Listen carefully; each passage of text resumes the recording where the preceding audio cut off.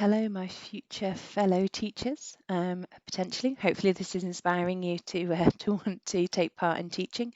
Don't forget that this is very much the academic side of it. So yes, you'll be doing all of the perhaps the activities with the planning the classroom, and hopefully you're really enjoying those. But a huge part of teaching, whilst a big chunk of it is planning, there is also a really big part of it that is um, actually physically teaching in the classroom. So if you're not always fully enjoying or engaging in these theories, that doesn't necessarily mean that you won't still enjoy teaching, but it is really a key part of teaching is taking theories and applying them in the classroom, and you're just not getting that practical experience of the classroom. So what I'm trying to say is don't be too put off. So we move slightly away from behaviourists, which is learning from our environment, to Bandura, who is a social theorist who suggests that all of our learning takes place in the society or the social environment that we're in. That's Bandura. That's a very famous picture of him looking all happy. And then this is him. So he is still alive. I think he's the first theorist that we've looked at today who is still alive at 94. And there he is with Obama. He was getting some kind of award. So he is an incredible psychologist who's done some really significant research within psychology.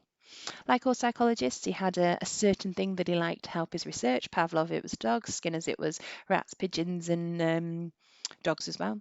Bandura liked Bobo dolls. So these were wobbly toys, blow-up toys that you could hit and punch and kick and do whatever you want with, and they would wobble around, but they would never, unless you really pushed them, they would never fall over. Okay, and he used these in a piece of research with, as you can see from this, children, and this was in the 60s. So again, becoming slightly more modern than Skinner. It's kind of the next stage within psychology. What he did is he introduced some children into the lab where they could be observed, and he asked them to watch an adult playing with a toy. And this was on the video. And this is the row at the top, just here. These four images at the top. There was an adult, and the children saw two different types of adult. They saw one adult playing with the Bobo doll really aggressively, like this lady is at the top, where she's punching the Bobo doll, throwing it around, hitting it. I don't know if you can see, hitting it with a hammer. And if you look there, the child's also hitting it with a hammer, and she's given it a good boot, and it's flying off over there. So very aggressive. And then another adult, and sometimes we call them role models. And in everyday language, we talk about role models as being good, but actually within this, role models just means somebody who's being a behaviour that's being observed. And unsurprisingly, the children who saw the aggressive role model, when they were showed the Bobo doll, were more likely to be aggressive themselves, as we can see from down here. Look how sweet and innocent they look. Whereas the children who observed a non-aggressive role model played with the Bobo doll in a non-aggressive way. Okay, so Bandura came up with the theory of social learning theory, which is the idea of observation and imitation of a role model is where we learn our behaviours. So, for example, we've got Jenny who watched Charlie being given money for completing chores. I don't know if that's a really American concept or if that if that happens in the UK as well now.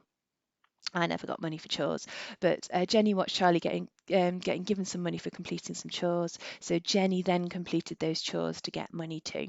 So Jenny watched and observed Charlie's behaviour and then imitated that behaviour.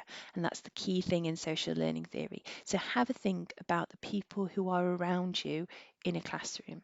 There are your peers and there are your teachers and the other staff within the organisation.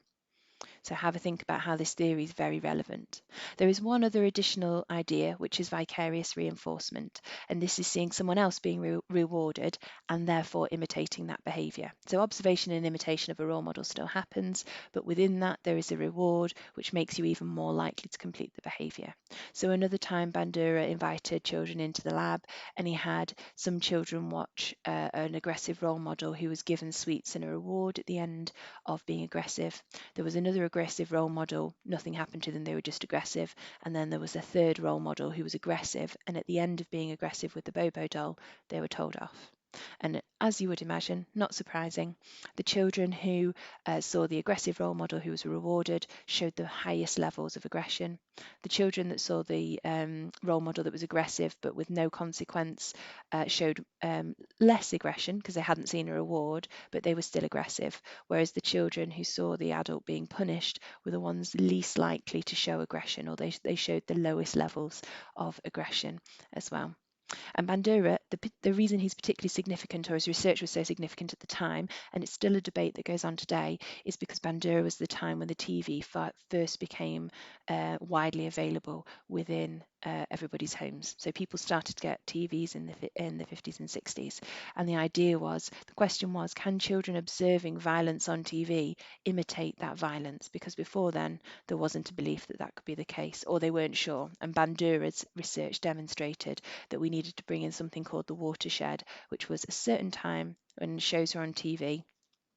And after that time, before that time, they thought children might be up and awake, so they weren't violent. And then after that time, after the watershed, that's when more violence and antisocial behaviours were shown, drug taking. And when you think about the equivalent of that now, because TV, most media is accessible at all times, but lots of TV shows say this show contains scenes of a sexual nature or something like that. So it's our way of managing that, and of course certificates on movies and computer games as well. So, for example, the example of vicarious reinforcement might be seeing a child being praised by a teacher and doing the same work. So you've got a child who's sat at the table, and you come over, and the child next to them, you're saying, "Oh, well done, little whatever. That's really fantastic work." So if we're thinking little children, that's really fantastic. You've done really, really well. You can go put a sticker on the chart. Then the other child thinks, I want a sticker on the chart. So they show those same good behaviours. And I'll shoot an example in a bit. Seeing a child saying something silly and everyone laughing and repeating it. So this example here is to show that the behaviours that we pick up through social learning theory aren't always good. So for example, there might be a little child that watches another child who's being very silly, making jokes in the class, and all of their peers start to laugh at them and think that it's really funny. So then the child that's watched it thinks, well, I want everyone to think I'm really funny as well. So they might act out too. So it's not always good behaviours. We've looked at little children, but actually this can apply to older children as well. Oh, there is one more. Can't get it up. I can't get it up on there, but there is still one more. So I thought we've done a lot on little children, so we need to include some maybe for the adult learners if you're thinking about going into college or higher education. And I'm at university at the moment, and I thought, how does social learning theory work for me? And when I'm sat in the class and I'm talking to lots of people, and they are talking about how hard they work or the kind of work they do, and obviously that's not always true, but I can see they've worked hard. They bring their pre-organized their pre-made notes are brought with them, and they can get them out of the bags, and they've got the laptops open and everything's ready and organized. I'm looking at that, and then I chat to them after they've done an assignment and ask them how they've done. They said, oh yeah, really well, I've got the grade that I wanted. I think, I want to get the grade I wanted too. So I start to imitate those behaviors as well. And I'm sure flipping it on its head, when you've been at college, or well, hopefully not college, but maybe, or at school, you might have seen a child that doesn't really do, or a student that doesn't really do a great deal of work, but they get away with it. So they're still getting all right grades. And you think, well, they're being reinforced, their behaviour is okay, so I'm not going to put so much effort in and do as much as well. So those people around you are really, really important to consider. Okay. Oh, there we go. Seeing someone else working hard and getting good grades, so doing the same. Ooh, I've not given you a task for that one. So 1 second. There we go. Professional outfit, this. So the example that I would like you, or the reflection that I would like you to take part in for this one is considering time you imitated a positive behaviour someone displayed, and why did you do that? So I had my example of looking around and going, oh, everyone's very organised and they're all getting very good grades. Maybe I need to do the same. And the same with a time you might have imitated a behaviour that's not so positive and why you've done that. And that can be within the classroom, or it can be in a much broader sense. So apply that idea of social learning theory and think and maybe another thing to consider would be, which role models are most effective? So again, in psychology, we're not talking about the traditional, always a good role model. We just mean somebody who's observed and imitated. So whose behaviour do you think influences you most, particularly maybe in a classroom? Is it other students? Is it the teachers? So a really good example, for totally planned this way, of social learning theory might be that you've looked at my behaviour and you think, oh, Harriet's a teacher already, so I should without, you might not realise you're thinking this, but you might think, so that should be a behaviour that I imitate. So when my slides are disorganised and not ready, you might think, well, I don't need to put that much effort in because clearly Harriet hasn't either, because she's not even put the right slides. So think everything about your reflection and for social learning theory and how important it is. A technique you might want to think about is, if you've got a really naughty student, how could you use social learning theory to improve their behaviour? Could you pair them with someone? Why do you think seating plans exist? Perhaps reflect on if seating plans worked for you as a student before, any of those things. So social learning theory is a very simple but incredibly powerful tool.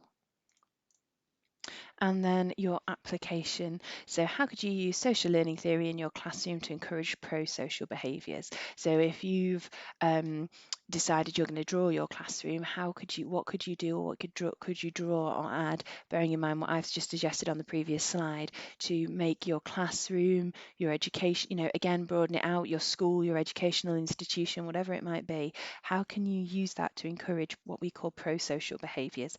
That means just good, positive behaviours. And don't forget, in learning, it's not just about learning about the topic or the content, although that's part of it, thinking about why do we pair people up together? Why would we put a student who's very good at writing essays with a student who might be struggling in writing essays? But also what sometimes people call soft skills, which I don't necessarily think that sort of does them an injustice.